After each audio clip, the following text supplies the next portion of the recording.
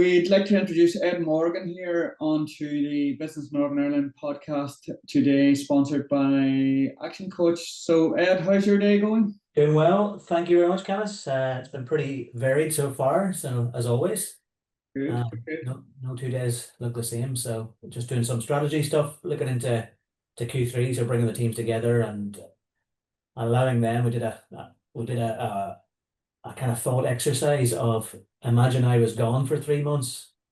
What's the strategy? What are we going to do? And we'll leave it with you. And then they present it back to me. So I thought that was interesting, rather than me being in there and thinking, okay, here's what we should do and what we shouldn't do. It's like, what would you guys do if I was out of the picture? And that was really interesting. Brilliant. Well, we'll hold on that and we'll come back to that later on. So, just for listeners, Ed, tell us your business called DisplayNote. So, what DisplayNote is, and who your customers are, and how long you've been in business. Sure enough. Well, DisplayNote, we've been in business. This is year 13 now. Kind of started back as a little kind of 3-person startup back in 2012. We specialize in content sharing, collaboration technologies, and what that really means is screencasting. So I don't know if you've ever been in a hotel TV or in your home and you want to cast and take AirPlay or Google Cast from your phone, get it up to the TV.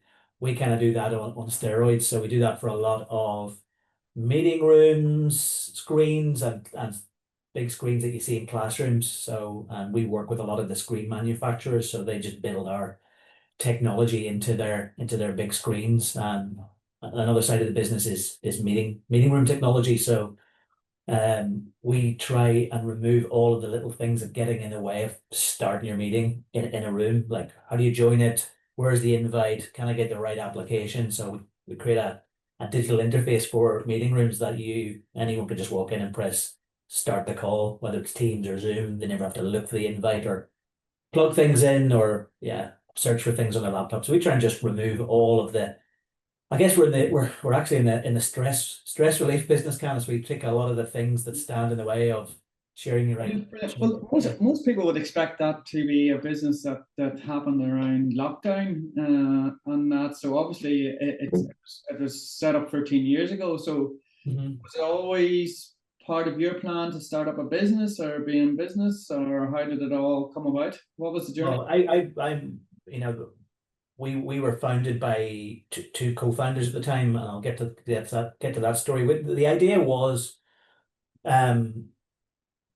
we worked in a previous company at creating interactive whiteboard software, and it was for education. And it was like, I always thought, it's interactive, but who's it interactive for? Just the teacher. So you had 30 students there who were just still looking at what the teacher was doing, and the idea was, well, why couldn't we take what's on that teacher's front of room and get that down into students' devices? There was new things out at the time called iPads, whatever became of them.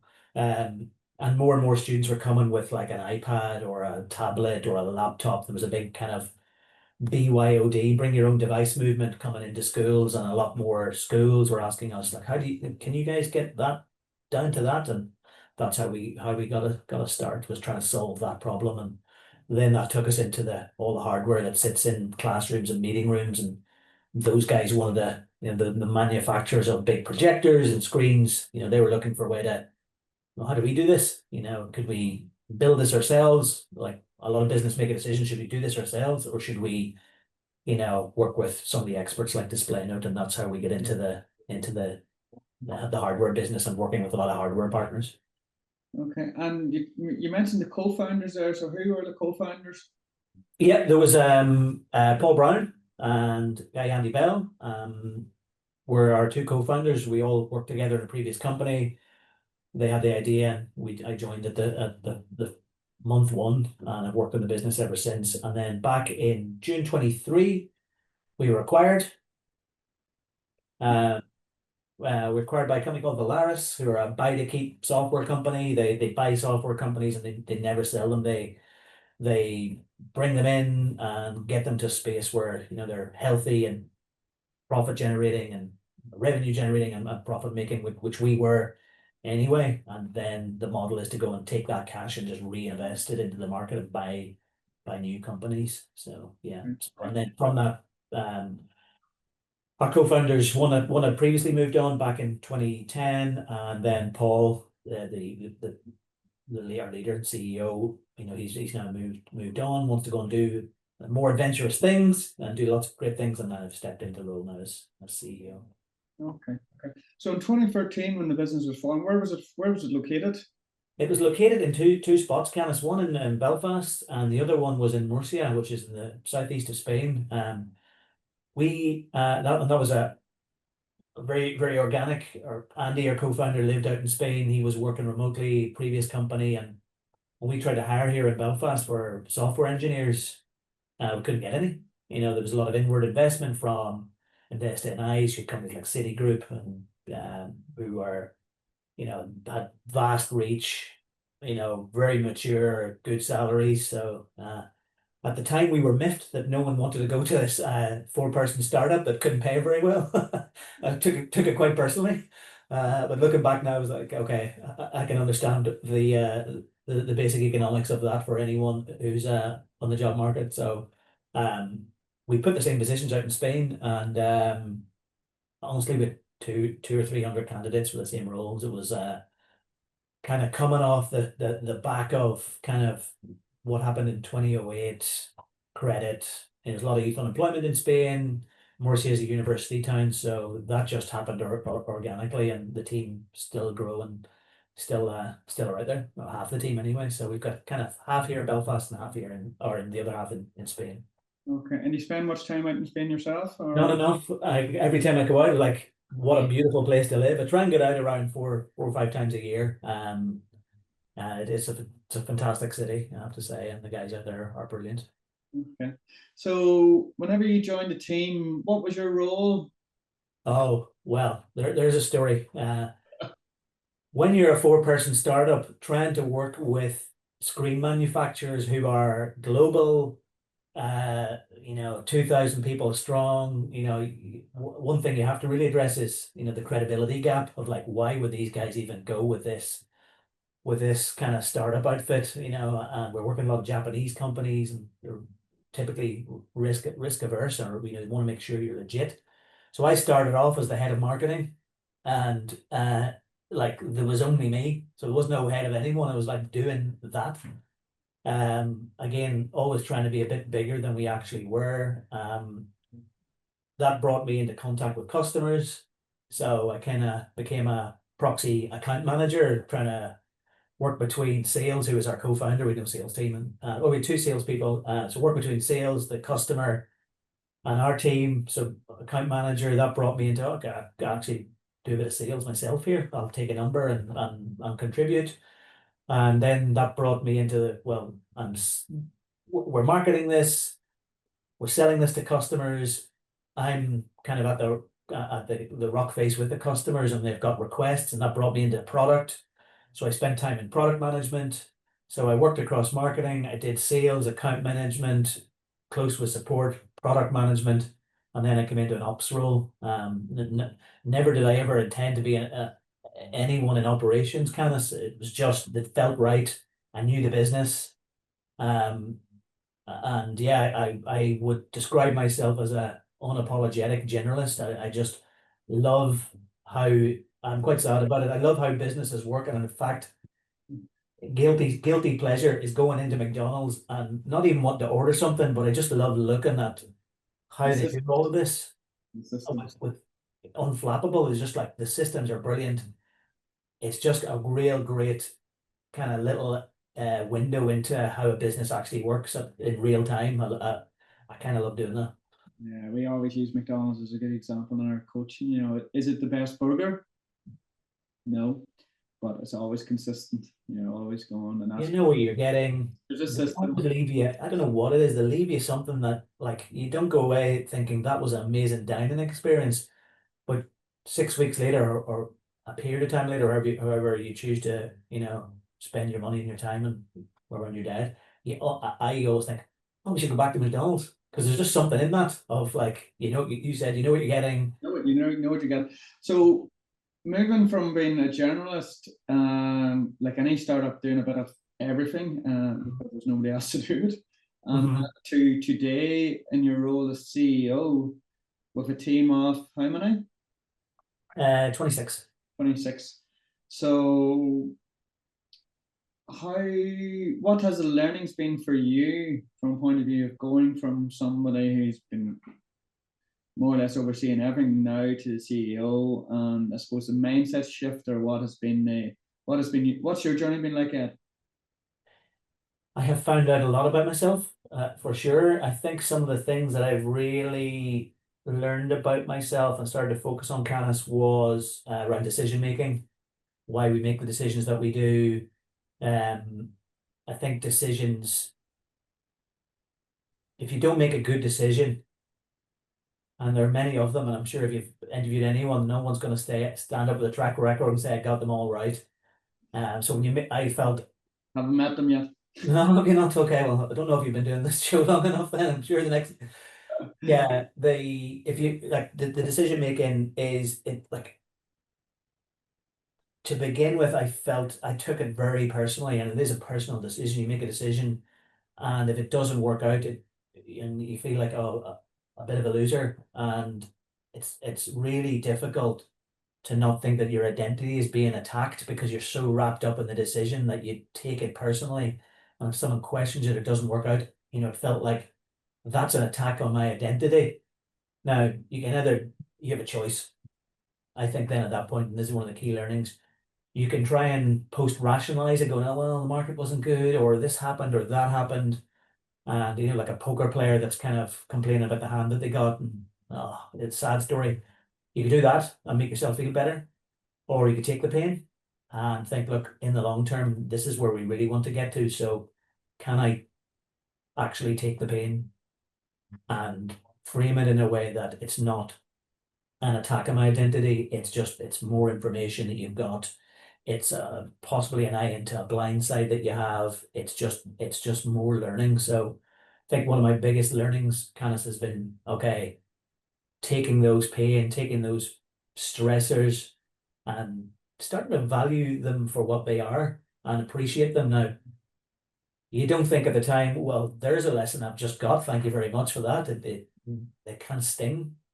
But the more you do it, and the more reps that you do, you then start to like, okay, I can now change that or tweak that. And I always try and play, from a mindset point of view, I always think, imagine it's 5 years from now, and you're standing up in front of an audience and they ask you like, okay, talk me through your first 6 months, or talk you through that time. And then you're kind of going back to that time and that experience, and all of it you've gone through will be thought of at that time as lessons and signals and great ways to process information. Yeah. So that's self-reflection, obviously, that you have learned. Is there anything specifically where that came about, or has it just come from you've had that experience and you've had to adjust? There's lots of little things that's come from, lots kind of sort of cut into you. It might be when you lose a deal. Okay, you went, oh, I thought that deal was going to come in, and it doesn't. You're like, oh, that really hurts. Or it could be maybe you haven't considered everyone's point of view. You've seen things through a couple of lenses, but you've neglected others, and then you realize actually, going back to thinking of Einstein's theory of relativity, and there's probably 9 ways to view different things. It all depends on where you're sitting. So I've made a few, you make mistakes on like, I didn't consider this point of view, or didn't approach that deal in the right way, or I jumped into this decision. So I think you get it every day. And I think just trying to reflect all the time of, okay, well, why did I do that? What was the impact? What would I try to do better? And I suppose on that, Ed today in a CEO role, what advice would he give to Ed 10 years ago? That's a great question. That's a great question. What advice would I give? I guess take more time in your decision making. I think 10 years ago I was probably trying to, in a stage kind of trying to just make a name for myself. you know, is trying to do everything and jump back at everything and go real quick and speedy and fast. When, you know, and that does serve you well, but only to a point. There's got to be a point where, okay, just take a beat. No one needs to make this decision right away. Consider other views, consider other, consider other people's opinion, and look out for some of the naysayers. Like, okay, they're actually better than people that tell you, yeah, that's good. So I would definitely do that, and also play the long game. You know, it's high mountains are more mountains. So I think I'd have to totally agree with you. You know, as you get older, you do get, that press pause and reflect before making yeah, making that next decision. yeah. Life is so short. Yeah. And I suppose in your career path, going from an internal, you went from your internal roles to now being CEO, which obviously is a challenge in itself, because from the perception of your colleagues and peers, you're now you have to lead the business and not manage the business, and that. So, how have you found that transition? It's probably still ongoing. Still ongoing, yeah. It's a very good question. You're part of me still has to be true to myself. I can't come in, CEO now and just change my personality.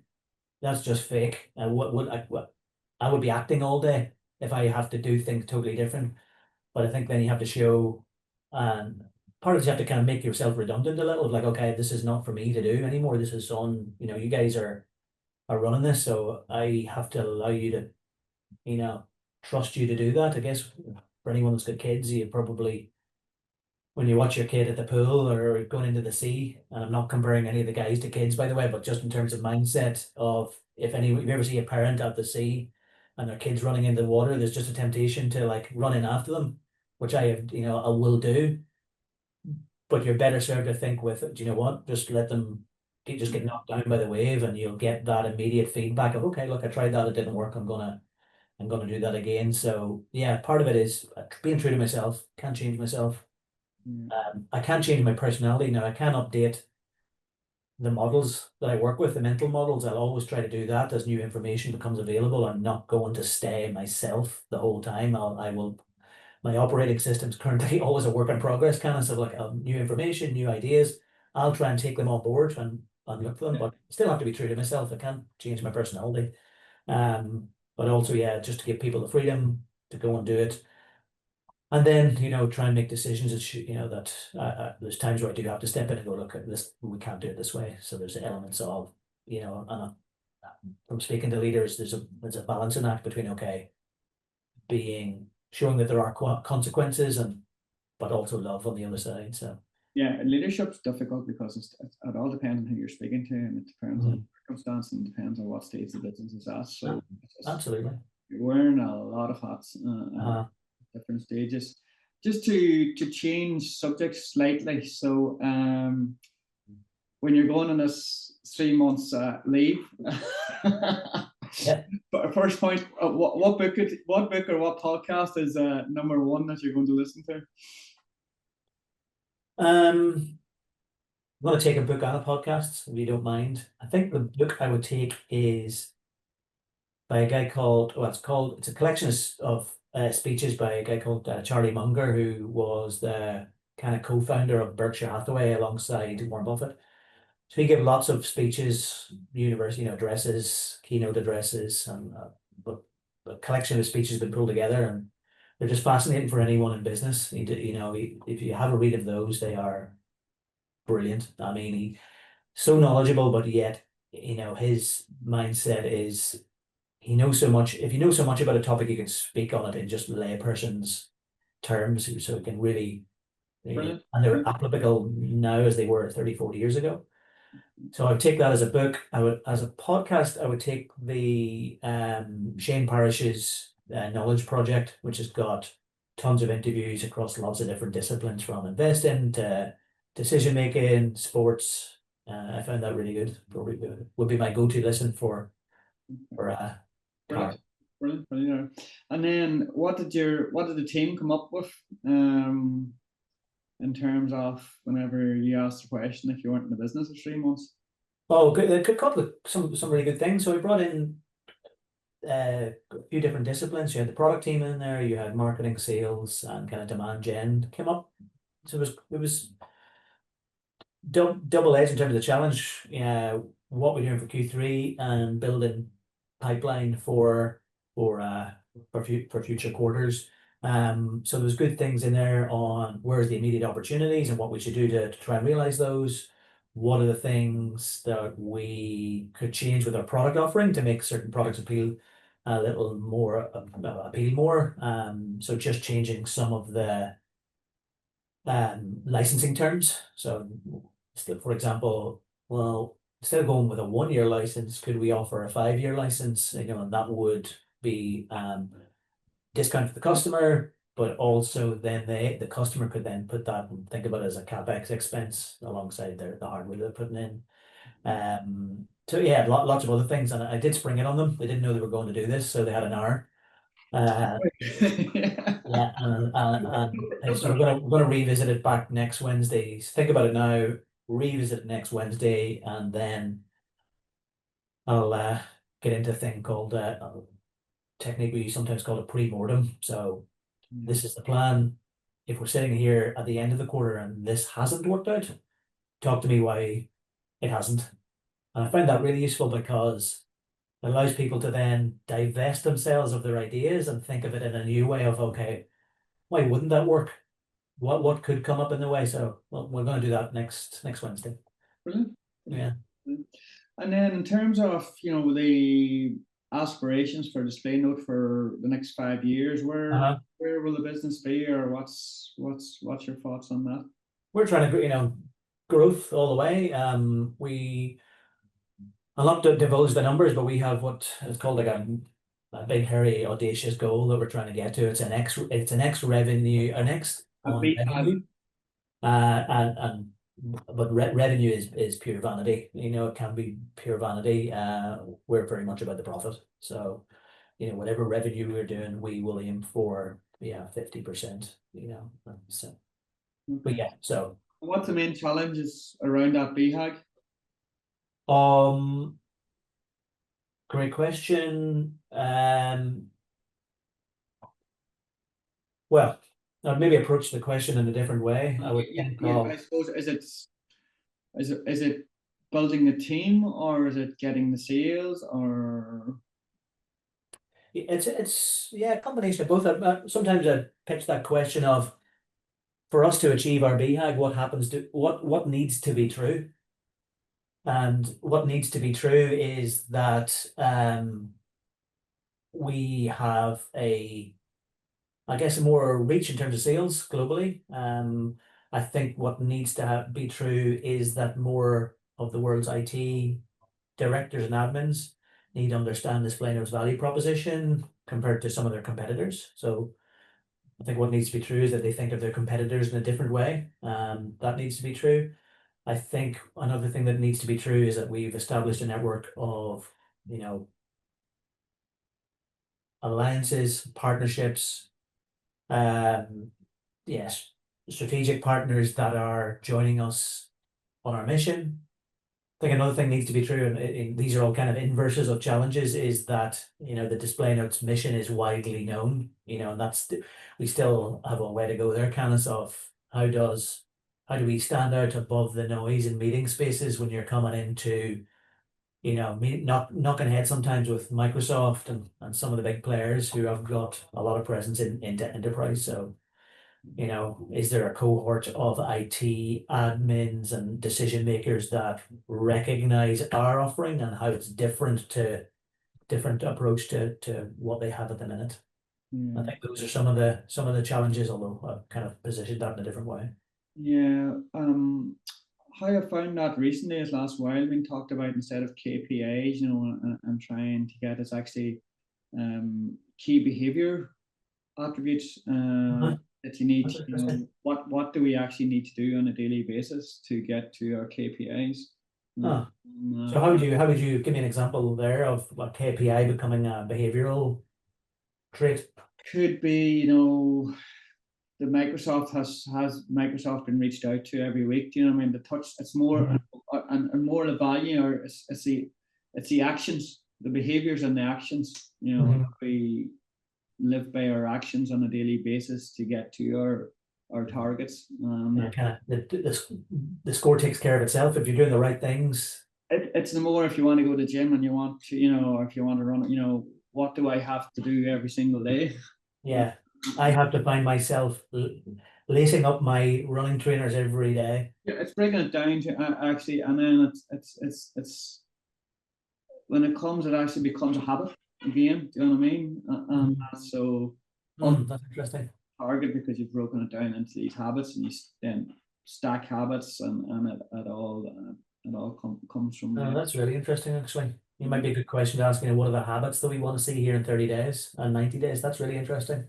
Because KPIs can get a bad rap, and that you nearly think when you hear KPIs, this is performance review time, or it's, you know, yeah, absolutely. And they're open to manipulation. If you're kind of, I think, gone are the days you're like, this is your KPI, you must go and do it. There's now more a collaborative approach of like putting a stretch in for you, and does this make sense? And then KPIs, you are open to, well, do you know what, I'll make it a little less so I know I'll definitely hit it. But if you're actually thinking about it in behavioral terms, what are the habits we want to be into? It's like, you know, one of the habits is, you know, I don't leave until I've at least spoken to 40 customers, or I've had 3 brilliant conversations. And from a CEO, you know, like holding the quarterly plan, you know, as it's broken out, the weekly plans, and everybody being held accountable, and all that. It's really interesting. That's really interesting. You turn up when you say you turn up, on that for the team, and further down. So. Yeah, it'd be good question to ask of any organization and the teams. Like, what are the habits you want to see in here? What are the habits you know? Because when you ask a team, most of them are being carried out, but there's maybe a few people that it's not so, and it probably doesn't align with the culture. If the behaviors aren't being carried out against the culture, you know, it becomes apparent very quickly, on that, and gets everybody together very quickly. Well, yeah, I'd love a chat with you on that just to see. Yeah, that's where we went off topic. No, it's really interesting. Yeah, really interesting. I suppose outside of business, dinner party Friday night. Who's the top 3? I'm going to take 4. If you let me have 4. I'm going to go with Charlie Munger again, whose writings I find fascinating. I'm going to go with Lyndon B. Johnson, who was president of the United States, if you've read anything about him, is a fascinating character. Not sure he'd be the most polite of dinner party guests, but what he achieved and what he did from his whole career, and often an outsider, is really brilliant. I would go with the painter Caravaggio, who is the original bad boy. Again, unbelievable artist. But if you read it, like, you know, he'd killed a guy back in, I don't know, 1603. He was on the run. You know, he was absolutely wild. We'd love to get a sense of what life was like for him at the time. And the 4th person I'd have to take would be my wife, because I'd love to not just sit there on my own with 3 dudes. I think that would be a bit boring. So, bring the balance. I'll absolutely bring the balance, and she would help me bring the balance and not get too carried away. Yeah. What's her name? Kate. Kate. Very good. Very good. So then, outside of the CEO and that, what does Ed do for extracurricular de-stress, or? I do a lot of swimming, so I try and swim 4 or 5 mornings a week, which is good for the old. I can't afford a therapist yet, can I? So that'll you know. Where do you go? I go to Antrim, and I go to if I'm away into work. My membership covers the valley just up in Newton Abbey, so I can get a swim before I come in. Extracurriculars would also be, still haven't given up the dream of DJing, so I try and do a bit of it at the back room. Very good. What's your go-to? Lots of weird electronic stuff would be my go-to. Yeah, the more obscure the better. That's the type. I've got 2 kids, so try and spend time with them. We go out and do a lot of reading, and Brilliant. crosswording with my wife. Okay. Yeah. Brilliant. Anything else, Ed, you want to bring up or mention to your listeners, or any bit of advice that you've learned or anything on that? Oh, well, I could do a shameless plug for the new version of the software we are to launch. So if anyone's listening, and or any of your listeners are in meeting spaces and thinking our meetings should start far sooner, there's too much just faff that gets in the way, especially when you're on a Teams call or a hybrid call or a Zoom in a shared space. Reach out to DisplayNote. We will be able to help you remove all those little stresses that get in the way. And best piece of advice, I guess, whatever comes at you in terms of pressure, stress, decision making, it's definitely within anyone's control of how they respond to that. So all of that is within you. So anything could be said to you. It can't actually hurt your brain. It'll affect you mentally or psychically, and it'll sting or can sting, but it's up to you on how you want to treat that information coming in. You could treat it as a joy and a lesson, or you could treat it as a slight or an injury, but all that's within your control. Easier said than done, but again, my advice would be to, you get to choose how you respond and how that message comes in or not. Yeah, no, I think that's a great bit of advice, and that, you know, every outcome based on a reaction is the response that you choose. I don't often take my own advice. I try and that's another try and catch it. Absolutely. So brilliant, Ed. That's brilliant. Thanks a million for coming on and joining us on the podcast. You're very welcome. Absolute pleasure. Really great. Thank you very much.